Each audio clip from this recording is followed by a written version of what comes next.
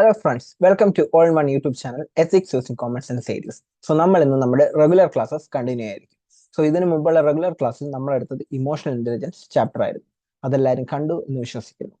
And ഇതിനിടയിൽ നമ്മൾ നമ്മുടെ ഷോർട്ട് സെഷൻസ് ആയ ഹ്യൂമൻ വാല്യൂസിനെ പറ്റി പഠിപ്പിക്കുന്ന ഷോർട്ട് സെഷൻ തുടങ്ങിയിരുന്നു. സോ അതും എല്ലാവരും ഫോളോ അപ്പ് ചെയ്യുന്നുണ്ടെന്ന് വിശ്വസിക്കുന്നു. അതിന്റെ ഇനിയും ഒരുപാട് വാല്യൂസ് വരാൻ പോകും. സോ ആപ്റ്റിറ്റ്യൂഡ് ആയിരിക്കും നമ്മൾ ഇന്നത്തെ റെഗുലർ ക്ലാസ്സിൽ കണ്ടിന്യൂ ചെയ്യുന്നത്. So let's start. സോ നമ്മൾ ആദ്യം സിലബസ് അനാലിസിസിലോട്ട് പോവുകയാണ്. സോ സിലബസ് നമ്മുടെ GS4 സിലബസിൽ തന്നേക്കുന്നത് aptitude and foundational values for civil service.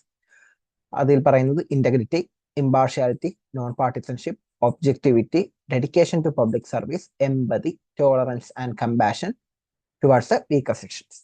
Okay, ഇങ്ങനെ ഒരുപാട് വാല്യൂസിനെ പറ്റിയാണ് നമ്മുടെ ആപ്റ്റിറ്റ്യൂഡ് എന്ന ചാപ്റ്ററിന്റെ സിലബസിൽ തന്നെ തന്നേക്കുന്നത്. ഓക്കെ, സോ ഈ സെഷൻസ് ഉണ്ടല്ലോ, ഇന്റഗ്രിറ്റി നമ്മൾ ഇന്നലെ എടുത്തിരുന്നു, ആ ഷോർട്ട് സെഷൻസ് നമ്മൾ ഇന്നലെ എടുത്തിരുന്നു. അതേപോലെ ഇമ്പാർഷ്യാലിറ്റി, നോൺ പാർട്ടിസൺഷിപ്പ്, ഒബ്ജക്ടിവിറ്റി, ഇതെല്ലാം നമ്മുടെ ഷോർട്ട് സെഷൻസിൽ കവർ ചെയ്യുന്നതായിരിക്കും. ഓക്കെ, സോ അതെല്ലാവരും അത് മസ്റ്റ് ആയിട്ട് ഫോളോ ചെയ്യുക. സോ നമ്മൾ ഇന്നത്തെ ക്ലാസ് കൊണ്ട് ഉദ്ദേശിക്കുന്നത്, ഈവൻ ദോ ഇത് പറഞ്ഞേക്കുന്ന ബാക്കി കാര്യങ്ങളെല്ലാം നമ്മുടെ ഷോർട്ട് സെഷൻസിൽ കവർ ആവുമെങ്കിലും നമ്മൾ ബേസിക് ആയിട്ട് ആപ്റ്റിറ്റ്യൂഡിനെ പറ്റി ഒന്ന് അറിഞ്ഞിരിക്കേണ്ടതായിട്ടുണ്ട്. ഈവൻ ദോ PYക്ക് ഇന്നേ വരെ ആപ്റ്റിറ്റ്യൂഡിനെ പറ്റിയൊക്കെ ചോദിച്ചതുപോലെ അത്ര ഡയറക്റ്റ് ആയിട്ടുള്ള ചോദ്യങ്ങൾ ആപ്റ്റിറ്റ്യൂഡിനെ പറ്റി വന്നില്ലെങ്കിലും നമ്മുടെ സിലബസിലുള്ള ഒരു വേർഡ് ആയതുകൊണ്ട് അതെന്താണെന്ന് മനസ്സിലാക്കാൻ നമ്മൾ ബാധ്യസ്ഥനാണ്. ഓക്കെ, സോ PYQ ആയിട്ട് നമ്മൾ നോക്കുമ്പോൾ ഞാൻ അധികം എഴുതിയിട്ടില്ല. ഇത് just identify 2 or more attributes which you consider important for public service, justify your answer. ഇതുപോലെ ഓരോ ആട്രിബ്യൂട്ടിനെ പറ്റി, ആട്രിബ്യൂട്ട് എന്ന് പറയുമ്പോൾ നേരത്തെ പറഞ്ഞ ഇന്റഗ്രിറ്റി, നോൺ പാർട്ടിസൺഷിപ്പ്, ഒബ്ജക്ടിവിറ്റി, ഇതുപോലെ ഡെഡിക്കേഷൻ, ഓക്കെ, അതുപോലെ ഇതിലില്ലാത്തയും ഒരുപാട് വാല്യൂസിനെ പറ്റി ചോദിച്ചിട്ടുണ്ട്. കോൺഫ്ലിക്ട് ഓഫ് ഇൻട്രസ്റ്റ്, അങ്ങനെ ഒരുപാട് വാല്യൂസിനെ പറ്റി ചോദിച്ചിട്ടുണ്ട്. അങ്ങനെയുള്ള ചോദ്യങ്ങളാണ് ഈ പാഠത്തിൽ നമുക്ക് PYQ ആയിട്ട് ഐഡന്റിഫൈ ചെയ്യാൻ പറ്റുന്നത്. ഞാൻ അതെല്ലാം എഴുതിയിട്ടില്ല, കാരണം മറ്റേ സെഷൻസിൽ അത് കവർ ആവുന്നു. ഓക്കെ, സോ ജസ്റ്റ് ആപ്റ്റിറ്റ്യൂഡ് എന്താണെന്ന് മനസ്സിലാക്കുക. ഒരു സിവിൽ സർവന്റിന് ഉണ്ടാവേണ്ട ആപ്റ്റിറ്റ്യൂഡ് എന്തൊക്കെയാണെന്നാണ് നമ്മളിവിടെ നോക്കേണ്ടത്. മീൻസ് ഉണ്ടാവേണ്ട ആപ്റ്റിറ്റ്യൂഡ് എന്നല്ല, ഉണ്ടായാൽ ഭയങ്കരമായിട്ട് ഉപകാരപ്പെടുന്ന ആപ്റ്റിറ്റ്യൂഡ്സ്. ഓക്കെ, നമുക്ക് ഡയറക്റ്റ് എന്താണെന്ന് ഇതിനെപ്പറ്റി അന്വേഷിക്കാം. ആപ്റ്റിറ്റ്യൂഡ്, ആപ്റ്റിറ്റ്യൂഡ് ഡെഫിനിഷൻ അല്ലെങ്കിൽ അതിനെപ്പറ്റി നമ്മൾ പറയുമ്പോൾ, it is a person's natural ability to learn or do something. Okay, it's an inborn potential to excel in a certain area. അതായത് ആപ്റ്റിറ്റ്യൂഡ് എന്നാൽ ഒരാൾ ജനിക്കുമ്പോൾ തന്നെ അയാൾക്ക് കിട്ടുന്നൊരു കാര്യമാണ്. Okay, so it's a person's natural ability to learn or do something. ഒരു കാര്യം പഠിക്കാനോ അല്ലെങ്കിൽ ഒരു കാര്യം ചെയ്യാനോ ഉള്ള അയാളുടെ ഒരു നാച്ചുറൽ എബിലിറ്റിനെയാണ് നമ്മൾ ആപ്റ്റിറ്റ്യൂഡ് എന്ന് പറയുന്നത്. കൺഫ്യൂഷൻ ആയെന്നറിയാം, വെയിറ്റ് ചെയ്യുക. സോ നമുക്കറിയാം, നമ്മുടെ ഓരോ ഫങ്ഷൻസും, ഇപ്പൊ നമ്മുടെ ലാംഗ്വേജ്, ലോജിക്, മാത്തമാറ്റിക്സ് ഒക്കെ നമ്മുടെ ബ്രെയിനിന്റെ ഇടതുവശമാണ് കൂടുതൽ ഡീൽ ചെയ്യുന്നത്. എന്നാൽ ആർട്ട് പരമായ കാര്യങ്ങളൊക്കെ വലതുവശമാണ്. ലോജിക്കൽ, ക്രിട്ടിക്കൽ തിങ്കിങ് ഒക്കെ മുൻവശം. അങ്ങനെ പല ക്ലാസിഫിക്കേഷൻ ഉണ്ട്. തെറ്റുണ്ടെങ്കിൽ എന്നോട് ക്ഷമിക്കുക. എന്തായാലും പറഞ്ഞതിന്റെ ഉദ്ദേശം, ബ്രെയിനിന്റെ ഓരോ ഭാഗങ്ങൾ അല്ലെങ്കിൽ ഓരോ ഏരിയാസ് ആണ് ഓരോ കാര്യങ്ങൾ, അതായത് നമ്മുടെ സോഷ്യൽ ലൈഫിൽ വരുമ്പോൾ ഓരോ കാര്യങ്ങൾ കൺട്രോൾ ചെയ്യുന്നത്. ഹ്യൂമൻ ബോഡിയെ പറ്റില്ല പറയുന്ന ഓരോ കാര്യങ്ങൾ അല്ലാതെ. അപ്പോൾ ഇതില് ഹ്യൂമൻ ബ്രെയിനിലെ ഓരോ ഭാഗങ്ങളും ഓരോരുത്തർക്കും ഡെവലപ്പ് ആയിരിക്കുന്നത് പല രീതിയിലായിരിക്കും. ഓക്കെ, അതായത് അവിടെ ബ്രെയിനിലെ വയറിംഗ് ഒക്കെ പലർക്കും പല രീതിയിലായിരിക്കും. ഇതിന്റെ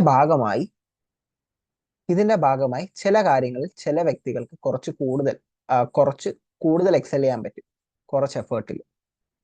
ഉദാഹരണത്തിന്, ഇപ്പോൾ ഈ വയറിങ്ങിന്റെ ഒക്കെ ഭാഗമായി ഒരാൾക്ക് മാത്തമെറ്റിക്കൽ ആപ്റ്റിറ്റ്യൂഡ് അല്ലെങ്കിൽ ന്യൂമറിക്കൽ ആപ്റ്റിറ്റ്യൂഡ് കൂടുതലാണെന്ന് വിചാരിച്ചു. അതായത് മാത്സിന്റെ ലോജിക്കൽ റീസണിൽ മാത്സ് പരമായി ചിന്ത ഒക്കെ ചെയ്യുന്ന ആ ഒരു ഏരിയ ഓഫ് ബ്രെയിനിൽ നല്ല രീതിയിൽ വയറിങ്ങും കാര്യങ്ങളും ഒക്കെ ആണെന്ന് വിചാരിച്ചു.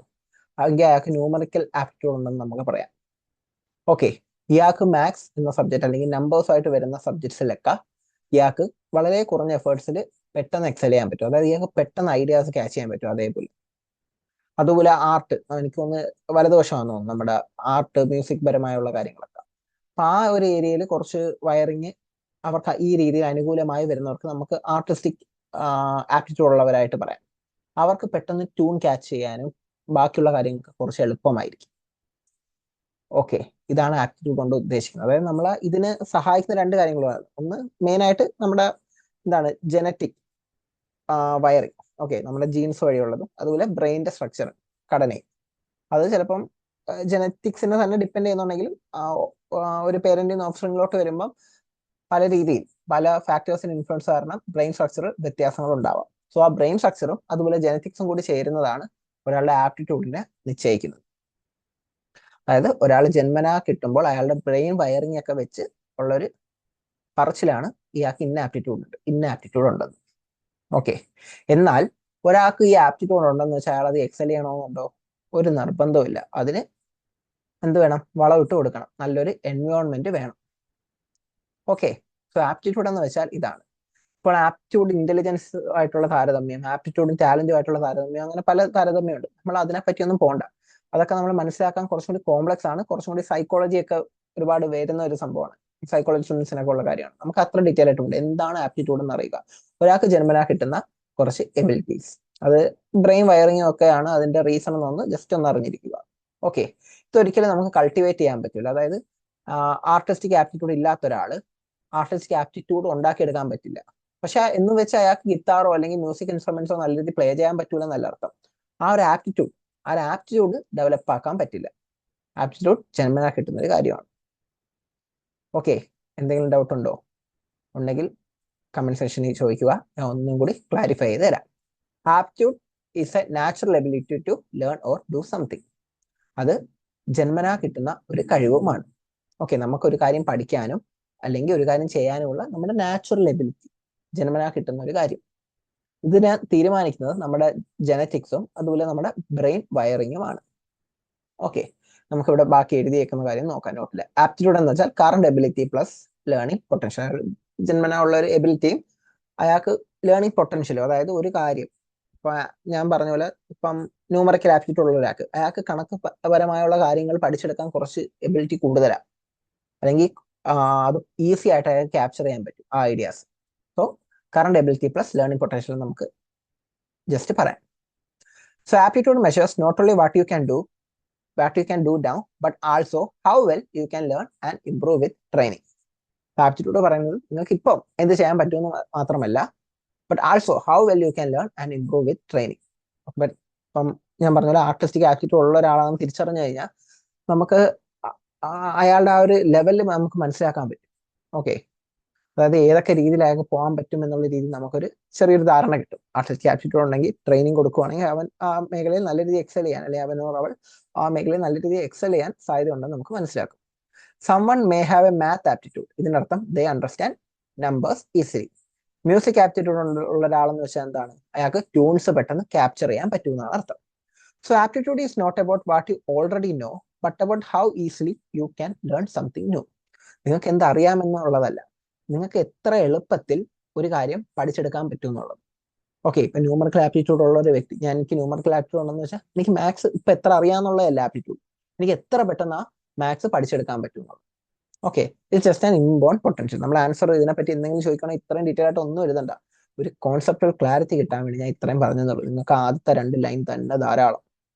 ഓക്കെ, പിന്നെ വേണമെങ്കിൽ മ്യൂസിക് ആപ്റ്റിറ്റ്യൂഡ് ഉണ്ടെന്ന് വെച്ചാൽ ട്യൂൺസ് പെട്ടെന്ന് പിടിച്ചെടുക്കും, അല്ലെങ്കിൽ മാത്ത് ആപ്റ്റിറ്റ്യൂഡ് ഉണ്ടെന്ന് വെച്ചാൽ നമ്പേഴ്സ് ആയിട്ട് ഉള്ള ഇടപെടൽ ഈസി ആകും. ഇനി നമുക്ക് ടൈപ്സിലോട്ട് നോക്കാം. പല ടൈപ്സ് ഉണ്ട്, എല്ലാം ഒന്നും ഇവിടെ എഴുതിയിട്ടില്ല. പലതിലും പല ടൈപ്സ് ആണ് നമുക്ക് കാണുന്നത്. ഫിസിക്കൽ ആപ്റ്റിറ്റ്യൂഡ്, അത് കൂടുതലും സ്പോർട്സ് പേഴ്സൺസിലൊക്കെ കാണുന്നതാണ്. ഫിസിക്കൽ ആപ്റ്റിറ്റ്യൂഡ് ഉണ്ടെങ്കിൽ നമുക്ക് ആ മേഖലകളിൽ കുറച്ച് കായികപരമായുള്ള മേഖലയിൽ എക്സൽ ചെയ്യാൻ പറ്റും. മെന്റൽ ആപ്റ്റിറ്റ്യൂഡ് ആണെങ്കിൽ general mental ability, appropriate value system, അങ്ങനെയുള്ള കാര്യങ്ങളിലൊക്കെ നമ്മൾ കുറച്ചും കൂടി എക്സൽ ആവും, കുറച്ചും കൂടി എളുപ്പമാണ് നമുക്ക് അങ്ങനെയുള്ള കാര്യങ്ങൾ മനസ്സിലാക്കാനൊക്കെ. ഓക്കെ, ലിംഗ്വിസ്റ്റിക് ആപ്റ്റിറ്റ്യൂഡ് ആണെങ്കിൽ പല പല ഭാഷകൾ പഠിക്കുവാൻ നമുക്ക് എളുപ്പമായിരിക്കും. Stem, science, technology, engineering, mathematics, ഈ മേഖലകളിലുള്ള ആപ്റ്റിറ്റ്യൂഡ് ആണെങ്കിൽ ഈ മേഖലയിൽ നമുക്ക് എക്സൽ ചെയ്യാൻ പറ്റും. ആർട്ടിസ്റ്റിക് ആപ്റ്റിറ്റ്യൂഡ് എങ്കിൽ ആ മേഖലയിൽ. ന്യൂമറിക്കൽ ആപ്റ്റിറ്റ്യൂഡ് നേരത്തെ പറഞ്ഞ സ്റ്റെമ്മുമായിട്ടൊക്കെ കണക്ട് ചെയ്ത് വരുന്നതാണ്. ഓക്കെ, അപ്പൊ ആ മേഖലകളിൽ നമുക്ക് എഴുതാൻ പറ്റും. ഇനി ആപ്റ്റിറ്റ്യൂഡിന്റെ നേച്ചർ എന്താണെന്ന് നോക്കാം. Okay,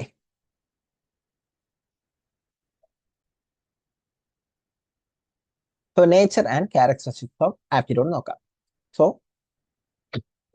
sorry yeah so aptitude എന്ന് പറഞ്ഞാൽ ഒരു കോമ്പിനേഷൻ ഓഫ് ഫാക്ടേഴ്സ് കാരണം വരുന്നതാണ്. അതായത് ഹെറിഡിറ്ററി അല്ലെങ്കിൽ നമുക്ക് ബ്രെയിൻ സ്ട്രക്ചർ അല്ലെങ്കിൽ ജെനറ്റിക്സ് ഒരു മാത്രമല്ല. ഓക്കെ, മീൻസ് അതുവഴിയാണ് നമുക്ക് ആപ്റ്റിറ്റ്യൂഡ് കിട്ടുന്നെങ്കിൽ ആപ്റ്റിറ്റ്യൂഡ് പ്രകടമാണെങ്കിൽ ആകണമെങ്കിൽ എന്ത് വേണം? ശരിയായ എൻവയോൺമെന്റും കൂടി വേണം. സോ അത് രണ്ടും കൂടി ചേരുന്നതാണ് ആപ്റ്റിറ്റ്യൂഡിന്റെ ആ ഒരു ലൈക്ക് ആപ്റ്റിറ്റ്യൂഡ് ആൻഡ് ബിഹേവിയർ എല്ലാം കൂടി അലൈൻ ആയി പോകുന്നത് അപ്പോഴായിരിക്കും. സോ അതിന്റെ example, you may have an inclination to music since your childhood. അതായത് ആപ്റ്റിറ്റ്യൂഡ് ഉണ്ടാവാം, but its evolution depends on the environment which nurtures it. Okay, aptitude എന്ന് വെച്ചാൽ നിങ്ങൾക്ക് താല്പര്യം തോന്നുന്ന സബ്ജക്റ്റ് എന്ന് അർത്ഥമൊന്നുമില്ല. നമ്മുടെ താല്പര്യം അല്ലെങ്കിൽ ഇൻട്രസ്റ്റ് എന്ന് വെച്ചാൽ അത് പല രീതിയിൽ ഇൻഫ്ലുവൻസ് ആവും. ചിലപ്പോൾ നമ്മൾ ഒരാളെ കണ്ടിട്ട് ഇൻഫ്ലുവൻസ് ആവും, അല്ലെങ്കിൽ ഒരാളെ ഇംപ്രസ് ചെയ്യാൻ വേണ്ടി ഇൻഫ്ലുവൻസ് ആവും, അല്ലെങ്കിൽ നമുക്ക് ജസ്റ്റ് ആ മൊമെന്റിൽ നമുക്കൊരു കാര്യം ചെയ്യണമെന്ന് തോന്നുന്നതായിരിക്കാം. ഇപ്പൊ ചിലർക്ക് പണ്ട് ഗിത്താർ പഠിക്കാനുള്ള മോഹമോ അങ്ങനെ എന്തെങ്കിലുമൊക്കെ, അങ്ങനെ ഒരു ആഗ്രഹം തോന്നിയെന്ന് വെച്ച് നിങ്ങൾക്ക് ആ ആപ്റ്റിറ്റ്യൂഡ് ഉണ്ടെന്നല്ല. ഓക്കെ, അത് മനസ്സിലാക്കുക. സോ ഇച്ചിരി കോംപ്ലക്സ് ആണ്, പറഞ്ഞ് കോംപ്ലക്സ് ആക്കുന്നില്ല, ജസ്റ്റ് ആപ്റ്റിറ്റ്യൂഡ് മാത്രം എന്താണെന്ന് നമുക്കൊന്ന് അറിഞ്ഞു പോകാം. ആപ്റ്റിറ്റ്യൂഡ് എന്ന് പറഞ്ഞാൽ ബ്രോഡ് കോൺസെപ്റ്റ് ആണ്. അതിൽ ലേണിംഗ്, ഇന്റലിജൻസ്, അച്ചീവ്മെന്റ്, പേഴ്സണാലിറ്റി ഇങ്ങനെയുള്ള കാര്യങ്ങളെല്ലാം കൂടി ഒന്നിച്ച് ഒരു അംബ്രല ടേം ആയിട്ട് നമുക്കൊന്ന് പറയാം വേണമെങ്കിൽ. വലിയ ഇമ്പോർട്ടന്റ് പോയിന്റ് അല്ല അത്. Okay, indicate future capabilities. അതായത് ഒരാളുടെ ആപ്റ്റിറ്റ്യൂഡ് എന്താണെന്ന് നമുക്ക് ഏതെങ്കിലും രീതിയിലൊക്കെ അളക്കാൻ പറ്റും. ആപ്റ്റിറ്റ്യൂഡ് ടെസ്റ്റുകളുണ്ട് പല രീതിയിൽ. ഓക്കെ, ചിലപ്പോൾ പസിൽസ് സോൾവ് ചെയ്തുള്ള അങ്ങനെ പല രീതിയിലുള്ള ആപ്റ്റിറ്റ്യൂഡ് ടെസ്റ്റുകളുണ്ട്. അതുവഴി അതില് വിദഗ്ധർക്ക് തിരിച്ചറിയാൻ പറ്റും ഈ കുട്ടിക്ക് അല്ലെങ്കിൽ ആ മുന്നിലിരിക്കുന്ന ആൾക്ക് എന്ത് തരം ആപ്റ്റിറ്റ്യൂഡാണ് ഉള്ളതെന്നുള്ളത്. അപ്പൊ അങ്ങനെ അറിഞ്ഞു കഴിഞ്ഞാൽ നമുക്ക് എന്ത് ചെയ്യാം? ആ രീതിയിൽ ആ കുട്ടിക്ക് അല്ലെങ്കിൽ ആ വ്യക്തിക്ക് ആ രീതിയിലുള്ള ട്രെയിനിങ് അതിന്റെ ഗാർഡിയൻസിനോ ആർക്കാന്ന് വെച്ചാൽ കൊടുക്കാം. Okay, when you say someone have scholastic aptitude, it means that the person will do good on academics. Okay, scholastic aptitude ബാക്കി സയൻസ് സബ്ജക്ട്സും ബാക്കി സോഷ്യൽ സയൻസ് സബ്ജക്ട്സും ഒക്കെ പഠിക്കാൻ ഉള്ള കേപ്പബിലിറ്റി ഉള്ള ഒരു സ്കോളാസ്റ്റിക് ആപ്റ്റിറ്റ്യൂഡ് ഉള്ള ഒരു കുട്ടിയാണെങ്കിൽ അല്ലെങ്കിൽ ഒരു വ്യക്തിയാണെങ്കിൽ അയാൾ അക്കാഡമിക്സിൽ നല്ല രീതിയിൽ എക്സൽ ചെയ്യാൻ സാധ്യതയുണ്ട് with proper training and proper environment. Indicate fitness for task.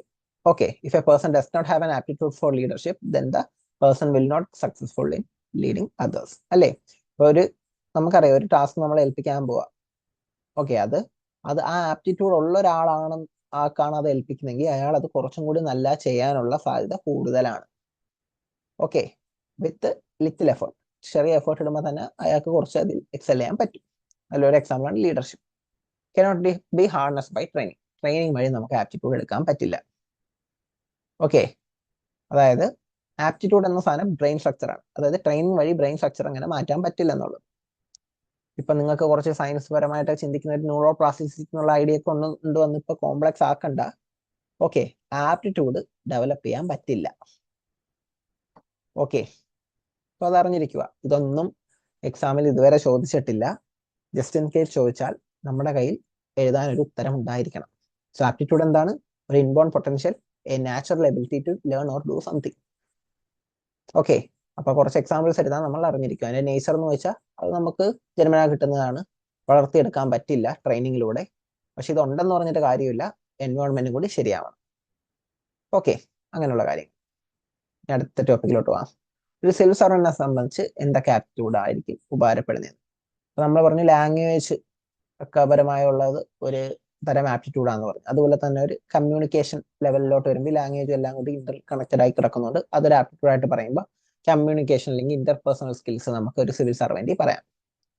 Thoughts ഒക്കെ പ്രോപ്പറായിട്ട് കൺവേ ചെയ്യാനും അതുപോലെ മറ്റൊരാളെ പെർസ്വേഡ് ചെയ്ത് അല്ലെങ്കിൽ അയാളെ കൊണ്ട് നമുക്കൊരു കാര്യം ചെയ്യിപ്പിച്ചെടുക്കാൻ, ഒരു നല്ലൊരു ജോലി ചെയ്യിപ്പിച്ചെടുക്കാനൊക്കെ നമുക്കിവിടെ പറ്റും. നേരത്തെ പറഞ്ഞ പോലെ ലീഡർഷിപ്പ് സെക്കൻഡ് പോയിന്റ് അതാണ്. ലീഡർഷിപ്പ് അതായത് മാനേജ്മെന്റ് ആൻഡ് ഓർഗനൈസേഷണൽ സ്കിൽ, എല്ലാവരെയും മാനേജ് ചെയ്ത് ഓർഗനൈസ് ചെയ്ത് കൊണ്ടുപോകാനുള്ള skill. Quality to lead from front and manage things and organizations. Example, Delhi Metro project. ഈ ശ്രീധരൻ നേരെ അത് ചെയ്തല്ലോ. അപ്പൊ നമുക്ക് പുള്ളിക്ക് ആപ്റ്റിറ്റ്യൂഡ് ഉണ്ടോ ഇല്ലയോ ഒന്നും അറിഞ്ഞൂടാ. ചിലപ്പം ട്രെയിനിങ് വഴി പുള്ളി അത് ശരിയാക്കിയതാവാം. നമുക്ക് ജസ്റ്റ് അവിടെ എക്സാമ്പിൾ ആയിട്ട് അത് കോട്ട് ചെയ്യാം. ഇൻ കേസ് ചോദിക്കുവാണെങ്കിൽ ഒന്നും ആ രീതി അറിയില്ലെന്ന് പറഞ്ഞാൽ ആരും എഴുതാതെ പോരും. ഓക്കെ, ഇനി critical thinking and listening abilities. ക്രിട്ടിക്കലായിട്ട് നമുക്ക് തിങ്ക് ചെയ്യാൻ പറ്റണം അല്ലെ? പല ഡേറ്റാസ് ഒക്കെ ഉപയോഗിച്ച് നമുക്ക് പല രീതി തിങ്ക് ചെയ്യാൻ പറ്റണം. അതിന് എക്സാമ്പിൾ ഉപയോഗിച്ചത് കോയമ്പത്തൂർ കളക്ടർ ആയിട്ടുള്ള TN ഹരിഹരന്റെ കാര്യമാണ്. COVID-19 സമയത്ത് പുള്ളി മുകളിൽ നിന്നുള്ള ഓർഡേഴ്സ് മാത്രം അതേപോലെ ഒബേ ചെയ്യാതെ പുള്ളി ഡോക്ടേഴ്സ്, NGOs, അവിടുത്തെ പലതരം സ്റ്റേക്ക് ഹോൾഡേഴ്സ് ആയിട്ട് കൊളാബറേറ്റ് ചെയ്യുകയും അവരുടെ കൺസേൺസ് മനസ്സിലാക്കുകയും അത് അനുസരിച്ചുള്ള എന്താണ് ഏരിയ സ്പെസിഫിക് ആയിട്ടുള്ള കാര്യങ്ങൾ ഡിസിഷൻസ് പുള്ളി എടുക്കുകയും ചെയ്തു. Quick and innovative solution. So innovation എന്ന് പറയുന്നത് ഒരു തരം ഒരു ആപ്റ്റിറ്റ്യൂഡ് ഉള്ളവർക്കാണ് അത് കുറച്ചും കൂടി ഈസി ആയിട്ട് ചെയ്യാൻ പറ്റുന്നത്. ഇന്നോവേറ്റീവ് അല്ലെങ്കിൽ ക്രിയേറ്റീവ് ആയിട്ട് കാര്യങ്ങൾ ചെയ്യാവുക. സോ അതിന് നമുക്കിവിടെ ഒരു സിവിൽ സർവന്റ് എന്ന രീതിയിൽ ഇന്നോവേഷന് ഭയങ്കര സ്കോപ്പും ഉണ്ട് അല്ലേ. സോ നമുക്ക് അവിടെ എഴുതാം ക്വിക്ക് ആൻഡ് ഇന്നോവേറ്റീവ് സൊല്യൂഷൻസ് അവർക്ക് പ്രൊവൈഡ് ചെയ്യാൻ പറ്റും. Ability to establish collaborative networks, അത് നേരത്തെ പറഞ്ഞ കമ്മ്യൂണിക്കേഷൻ സ്കിൽസിൽ വരുന്നതാണ്. ജസ്റ്റ് ഞാൻ പോയിന്റ്സ് ആഡ് ചെയ്യാൻ വേണ്ടി ജസ്റ്റ് കൊടുത്തേ ഉള്ളൂ. Skill to effectively manage and raise resources. Okay, efficiency കൂട്ടും. അപ്പം എഫിഷ്യൻസി കൂട്ടും, റിസോഴ്സസ് ഒക്കെ വേണ്ട രീതിയിൽ കുറച്ചും കൂടി ഒപ്റ്റിമം യൂട്ടിലൈസേഷൻ ആയിട്ട് നടക്കും. ആംസ്ട്രോങ് ബാമയുടെ എക്സാമ്പിൾ എഴുതാം. Okay, skill of persuasion and negotiation, അതും നേരത്തെ പറഞ്ഞ കമ്മ്യൂണിക്കേഷൻ സ്കില്ല് നമ്മൾ ഓൾറെഡി പറഞ്ഞത് തന്നെ. ജസ്റ്റ് പോയിന്റ്സ് ആഡ് ചെയ്യാൻ വേണമെങ്കിൽ നമുക്ക് ആ കീവേഡ്സ് ഉപയോഗിച്ച് പെർസുവേഷൻ, നെഗോഷിയേഷൻ എന്നുള്ള കീവേഡ്സ് ഉപയോഗിച്ച് നമുക്ക് വീണ്ടും പോയിന്റ്സ് എഴുതാം. പിന്നെ നേരത്തെ പറയാത്ത ഒരു കാര്യമായിരുന്നു ability to take responsibility. To take responsibility to get things done or to take responsibility if it fails. ഇപ്പൊ ഒരു പരാജയം, ഒരു ടീമിന്റെ ഭാഗത്ത് നിന്ന് പരാജയം വരുമ്പോൾ ആ ലീഡർ അതിന്റെ റെസ്പോൺസിബിലിറ്റി ഏറ്റെടുക്കുന്നു. അല്ലെങ്കിൽ നമ്മൾ വ്യക്തിപരമായി ചെയ്ത ഒരു കാര്യത്തിൽ ഒരു പരാജയം അല്ലെങ്കിൽ വേറെ എന്തെങ്കിലും ഒരു പ്രശ്നം ഉണ്ടാകുമ്പോൾ അതിന്റെ ഉത്തരവാദിത്വം നമ്മൾ ഏറ്റെടുക്കുന്നു. ഉദാഹരണം അബ്ദുൽ കലാം അല്ലെ, പുള്ളി ഇസ്രോയിലായിരുന്നപ്പോൾ ആ പ്രോജക്ട് ഫെയിലിയർ ഉണ്ടായപ്പോൾ പുള്ളിയാണ് മീഡിയ അഡ്രസ് ചെയ്ത് അതിന്റെ റെസ്പോൺസിബിലിറ്റി ഫുൾ ഏറ്റെടുത്തത് അല്ലേ. സോ പുള്ളിയുടെ ആ കാര്യം പറഞ്ഞപ്പോൾ ഇൻട്രസ്റ്റിംഗ് കഥ ഓർമ്മ വന്നു. ലൈക്ക് അതിനുശേഷം അതിന്റെ സെക്കൻഡ് ട്രയല് അതോ തേർഡ് ട്രയലോ അത് വിജയിച്ചപ്പോൾ ലൈക്ക് പുള്ളിയല്ല പോയത്, പുള്ളി ആ ടീമിനെയാണ് വിട്ടത് പത്രസമ്മേളനം. സോ അങ്ങനെ ഒരു ഇതുണ്ട്. ജസ്റ്റ് പറഞ്ഞതേ ഉള്ളൂ, ഇത് കഥ ഓർമ്മ വന്നപ്പോൾ പറഞ്ഞതേ ഉള്ളൂ. Yeah, so APJ Abdul Kalam taking responsibility of fail ISRO project. Role and importance of aptitude in civil service. Okay, നമ്മൾ ആപ്റ്റിറ്റ്യൂഡും അതുപോലെ ഈ എമോഷണൽ ഇന്റലിജൻസ് ഒക്കെ പഠിച്ച അതേ ഡയമെൻഷൻസിൽ നമ്മൾ ആപ്റ്റിറ്റ്യൂഡിനെയും കൂടി ഒരു നോട്ട് പ്രിപ്പയർ ചെയ്ത് വെക്കുന്നു, അത്രേ ഉള്ളൂ. Okay, so role and importance of aptitude in civil service. So it maintain standard of administration. Okay, അതായത് അഡ്മിനിസ്ട്രേഷനിൽ ഒരു ക്വാളിറ്റി ഉണ്ടാക്കണം, ഒരു ക്വാളിറ്റി സ്റ്റാൻഡേർഡിനെ പറ്റിയാണ് അവിടെ പറയുന്നത്. സോ ക്വാളിറ്റേറ്റീവ് ആവാം, പ്രൊഫഷണൽ ആകാം, and skilled work force ensure ചെയ്യാൻ നമുക്ക് അവിടെ സാധിക്കുന്നു. Diverse responsibility, from simple administration to clerical tasks to complex decision making and disaster management. Okay, നമുക്ക് പലതരം ആപ്റ്റിറ്റ്യൂഡ് ഉള്ളവർ സിവിൽ സർവീസിലോട്ട് വരുമ്പോൾ എന്താണ് കോംപ്ലക്സ് ടാസ്ക് ആയ ഡിസാസ്റ്റർ മാനേജ്മെന്റ് കാര്യങ്ങൾ അവിടെയൊക്കെ കുറച്ചും കൂടി എന്താണ് ക്രിട്ടിക്കൽ തിങ്കിങ് കാര്യങ്ങൾ ആവശ്യം വരുമ്പോൾ, മറ്റടുത്ത് ഇന്നോവേഷൻ പരിപാടി വരുമ്പോൾ നമുക്ക് ആ രീതിയിലുള്ള കാര്യങ്ങൾ, അതുപോലെ ക്ലറിക്കൽ ജോലികളും കാര്യങ്ങളൊക്കെ ചെയ്യുമ്പോൾ അവിടെ വേറൊരു ആപ്റ്റിറ്റ്യൂഡ് ഉള്ളവർക്കായിരിക്കും അവിടെ കുറച്ചും കൂടി ഗുണം വരുന്നത്. ഓക്കെ, അപ്പൊ അങ്ങനെയുള്ള ഡൈവേഴ്സ് ആൾക്കാർ വരുമ്പോൾ നമ്മുടെ ഡൈവേഴ്സ് നീഡ്സ് ഭയങ്കര എഫിഷ്യന്റ് ആയിട്ട് അഡ്രസ് ചെയ്യപ്പെടുന്നു എന്നുള്ളതാണ് ഒരു ഇത്. അതുപോലെ തന്നെ ഡേ ടു ഡേ ചാലഞ്ചസ് ഒക്കെ നമുക്ക് എഫിഷ്യന്റ്ലി ടാക്കിൾ ചെയ്യാൻ പറ്റും. ഓക്കെ, അതനുസരിച്ചുള്ള ആപ്റ്റിറ്റ്യൂഡുള്ള ആൾക്കാരെയൊക്കെ നമുക്ക് സർവീസിലോട്ട് എത്തിക്കാൻ പറ്റും. അപ്പൊ അതിനുവേണ്ടി എന്ത് ചെയ്യും, ഈ നമ്മുടെ ടെസ്റ്റുകളിലൊക്കെ ആപ്റ്റിറ്റ്യൂഡ് അളക്കാനുള്ള രീതിയിലൊക്കെ ചെയ്യും. ഇപ്പൊ നമ്മുടെ പേഴ്സണാലിറ്റി ടെസ്റ്റും അതുപോലെ തന്നെ മാത്സിന്റെ അതൊക്കെ നമുക്ക് പറയാം, CSAT ഒക്കെ നമുക്ക് പറയാം, even GS four paper. Okay, ഒരു പരിധി വരെ അത് പറയാം. Agent of change. ഓക്കെ, നമുക്കൊരു ഏജന്റ് ഓഫ് ചേഞ്ച് ആവുക, ഇന്നോവേഷൻ തന്നെയാണ്, ജസ്റ്റ് ഒരു ഇൻട്രസ്റ്റിംഗ് രീതിയിൽ അവതരിപ്പിക്കും. Operation Sulaimani, Kozhikode district collector അല്ലെ, കോഴിക്കോട് ഡിസ്ട്രിക്ട് കളക്ടർ പട്ടിണി പാവങ്ങളെ ഫുഡ് കൊടുക്കാൻ വേണ്ടി ചെയ്തൊരു ഇതായിരുന്നു, പ്രോഗ്രാമാണ് ഓപ്പറേഷൻ സുലൈമാനി. ഓക്കെ, നമുക്ക് ഒരുപാട് എടുത്ത് അത് എഴുതാം. ആരായിരുന്നു ഒന്ന്, Prashant sir. Okay, operation Sulaimani കൊണ്ടുവന്ന district collector, Kozhikode district collector Prashant sir. So solve moral dilemma solve ചെയ്യാൻ നമുക്കിവിടെ സഹായിക്കും നല്ല ആപ്റ്റിറ്റ്യൂഡ്സ് ഉണ്ടെങ്കിൽ. Okay, collaboration to achieve objective, കൊളാബറേഷനും പറ്റും. നേരത്തെ പറഞ്ഞ കമ്മ്യൂണിക്കേഷൻ സ്കില്ല് തന്നെ. ഓക്കെ, അത് കാരണമാണ് കൊളാബറേറ്റ് ചെയ്ത് വരുന്നത്. ഓക്കെ, സോ നോട്ട്സ് ഇവിടെ കഴിഞ്ഞു. സോ അത്രേ ഉള്ളായിരുന്നു നമ്മുടെ ആപ്റ്റിറ്റ്യൂഡിനെ പറ്റി നമ്മൾ ഡിസ്കസ് ചെയ്തത്. പക്ഷേ സിലബസിലുള്ള ബാക്കി പോർഷൻ നമ്മൾ എവിടെ അഡ്രസ് ചെയ്യും, നമ്മുടെ ഷോർട്ട് സെഷൻ, ഹ്യൂമൻ വാല്യൂസിന്റെ ഷോർട്ട് സെഷൻ നമ്മൾ ഇരുന്നില്ലേ, സോ അവിടെ അത് അഡ്രസ് ചെയ്യുന്നുണ്ടാകും. ഓക്കെ, സോ ഇത്രയുള്ളായിരുന്നു ഇന്നത്തെ ക്ലാസ്സിന്റെ ഉദ്ദേശം. എന്താണ് ആപ്റ്റിറ്റ്യൂഡ്, അതെങ്ങനെ ആണ് ഒരാളിൽ ഉണ്ടായി വരുന്നത്, അതിന്റെ നേച്ചർ എന്താണ്, സിവിൽ സർവീസുകാരന്റെ റോൾ എന്താണ്, ജസ്റ്റ് ഒന്ന് അറിഞ്ഞിരിക്കുക. PYക്ക് ചോദിച്ചിട്ടില്ല ഇതുവരെ, മുൻകാലത്ത് ചോദിച്ചിട്ടില്ല ഇതിനെപ്പറ്റി, ഈ ഡയമെൻഷൻസ് ഒന്നും. ബട്ട് ബി പ്രിപ്പയർഡ്, വളരെ കുറച്ചേ ഉള്ളായിരുന്നു. സോ ഇതൊരു വലിയ ഹെക്ടിക് ടാസ്ക് ആയിരിക്കില്ല നിങ്ങൾക്ക് ഇത് പഠിക്കുക എന്നുള്ളത്. ഓക്കെ, നിങ്ങളിത് കൂടുതൽ കാട് കയറി പോകരുത് കേട്ടോ. നമ്മളിപ്പോ ഇത് പഠിക്കാതിരിക്കുമ്പോൾ കുറച്ച് കൺഫ്യൂഷൻ വരും. ആപ്റ്റിറ്റ്യൂഡ് എന്നാൽ ഇത്, അപ്പൊ ബുദ്ധി എന്താണ്, നമ്മളൊന്ന് ഇന്റലിജൻസ് എന്താണ്. ഓക്കെ, ആ രീതിയിലൊന്നും ഒരിക്കലും ചോദ്യം വരില്ല നമ്മുടെ ഈ ഒരു GS4 പേപ്പറിൽ. അപ്പൊ അതധികം കാട് കയറി പോകാതെ ജസ്റ്റ് പഠിക്കുക. സോ ഇതിന്റെ നോട്ട് ഞാൻ ഡിസ്ക്രിപ്ഷനിൽ ഇട്ടേക്കാം. ചാനൽ എല്ലാവരും ജോയിൻ ചെയ്യുക. നിങ്ങളുടെ support It's so heartwarming. Yeah, thank you all. So yeah, that's all. Have a great day. Bye bye.